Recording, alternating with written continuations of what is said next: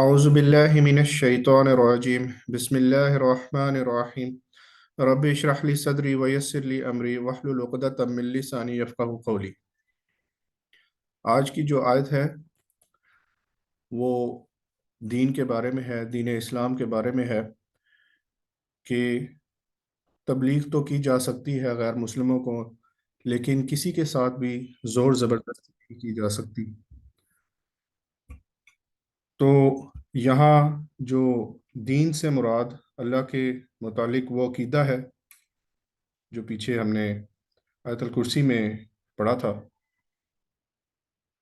اور وہ پورا نظام زندگی ہے جو اس عقیدے پر بنتا ہے۔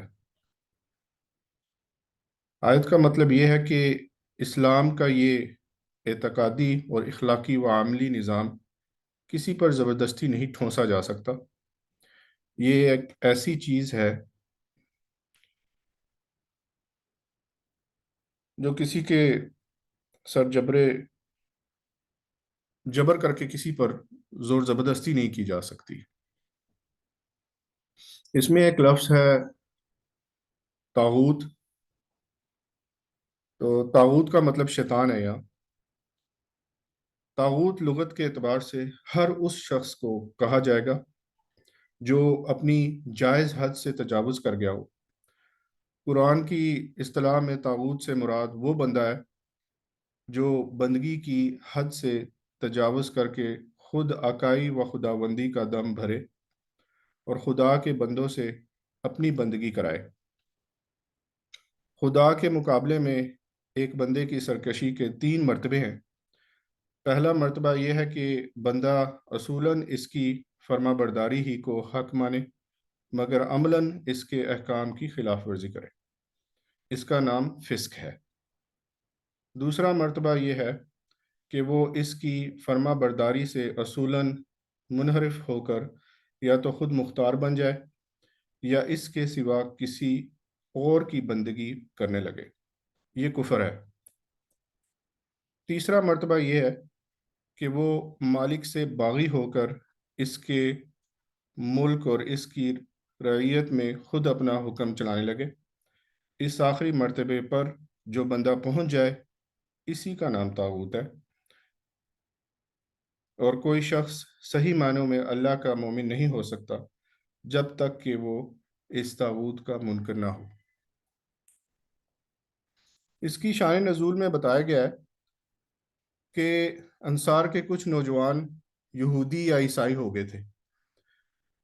پھر جب انصار مسلمان ہو گئے تو انہوں نے اپنی نوجوان اولاد کو بھی یہودی یا عیسائی بن چکے تھے جو زبردستی مسلمان بنانا چاہا، جس پر یہ آیت نازل ہوئی۔ شان نزول کے اس اعتبار سے بعض مفسرین نے اسے اہل کتاب کے لیے خاص مانا ہے، یعنی مسلمان مملکت میں رہنے والے اہل کتاب اگر وہ جزیہ ادا کرتے ہوں تو انہیں قبول اسلام پر مجبور نہیں کیا جائے گا، لیکن یہ آیت حکم کے اعتبار سے عام ہے، یعنی کسی پر بھی قبول اسلام کے لیے جبر نہیں کیا جائے گا، کیونکہ اللہ تعالیٰ نے ہدایت اور گمراہی دونوں کو واضح کر دیا۔ تاہم کفر و شرک کے خاتمے اور باطل کا زور توڑنے کے لیے جہاد ایک الگ اور جبر و اکراہ سے مختلف چیز ہے۔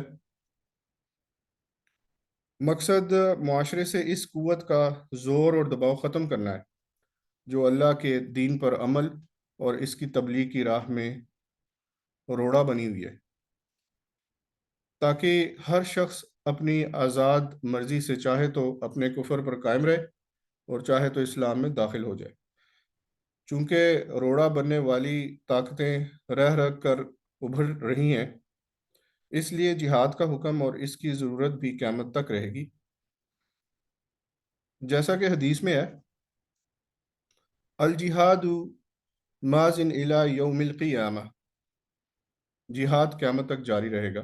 خود نبی صلی اللہ علیہ وسلم نے کافروں اور مشرکوں سے جہاد کیا ہے اور فرمایا، امرت ان اقاتل الناس حتی یشہدوا، مجھے حکم دیا گیا ہے کہ میں لوگوں سے اس وقت تک جہاد کروں جب تک کہ وہ لا الہ الا اللہ اور محمد رسول اللہ کا اقرار نہ کریں۔ اسی طرح سزائے ارتداد قتل سے بھی اس آیت کا کوئی ٹکراؤ نہیں ہے، جیسا کہ بعض لوگ ایسا باور کراتے ہیں، کیونکہ ارتداد کی سزا قتل سے مقصود جبر و اکراہ نہیں ہے، بلکہ اسلامی ریاست کی نظریاتی حیثیت کا تحفظ ہے۔ ایک اسلامی مملکت میں ایک کافر کو اپنے کفر پر قائم رہ جانے کی اجازت تو بے شک دی جا سکتی ہے، لیکن ایک بار جب وہ اسلام میں داخل ہو جائے تو پھر اس کے بغاوت اور انحراف کی اجازت نہیں دی جا سکتی۔ لہٰذا وہ خوب سوچ سمجھ کر اسلام لائے، کیونکہ اگر یہ اجازت دے دی جاتی تو نظریاتی اساس منہمد ہو سکتی تھی، جس سے نظریاتی انتشار اور فکری انارکی پھیلتی، جو اسلامی معاشرے کے امن کو اور ملک کے استحکام کو خطرے میں ڈال سکتی تھی۔ اس لیے جس طرح انسانی حقوق کے نام پر قتل، چوری، زنا، ڈاکہ اور حرابہ وغیرہ جرائم کی اجازت نہیں دی جا سکتی، اسی طرح آزادی رائے کے نام پر ایک اسلامی مملکت میں نظریاتی بغاوت، ارتداد کی اجازت بھی نہیں دی جا سکتی۔ یہ جبر و اکراه نہیں ہے، بلکہ مرتد کا قتل اسی طرح عین انصاف ہے جس طرح قتل و غارت گری اور اخلاقی جرائم کا ارتکاب کرنے والوں کو سخت سزائیں دینا عین انصاف ہے۔ ایک کا مقصد ملک کا نظریاتی تحفظ ہے اور دوسرے کا مقصد ملک کو شر و فساد سے بچانا ہے، اور دونوں ہی مقصد ایک مملکت کے لیے ناگزیر ہیں۔ آج اکثر اسلامی ممالک ان دونوں ہی مقاصد کو نظر انداز کر کے جن الجھنوں، دشواریوں اور پریشانیوں سے دوچار ہیں، محتاج وضاحت نہیں ہے۔ ہم اس کا لفظ لفظ ترجمہ پڑھتے ہیں، امید ہے ہمیں انڈرسٹینڈنگ ہوگی اس کی۔ اعوذ باللہ من الشیطان الرجیم، بسم اللہ الرحمن الرحیم۔ لا اکراہ فی الدین، نہیں ہے زبردستی بیچ دین کے۔ قد تبین الرشد، تحقیق ظاہر ہو گئی ہے بھلائی، من الغی، گمراہی سے۔ فمن، پس جو کوئی، یکفر، کفر کرے، بالطاغوتی، ساتھ طاغوت کے، ویؤمن باللہ، اور ایمان لائے ساتھ اللہ کے، فقد، پس تحقیق، استمسکا، پکڑا اس نے، بالعروۃ الوثقی، کڑا مضبوط، لا لانفصام لہا، نہیں ٹوٹنا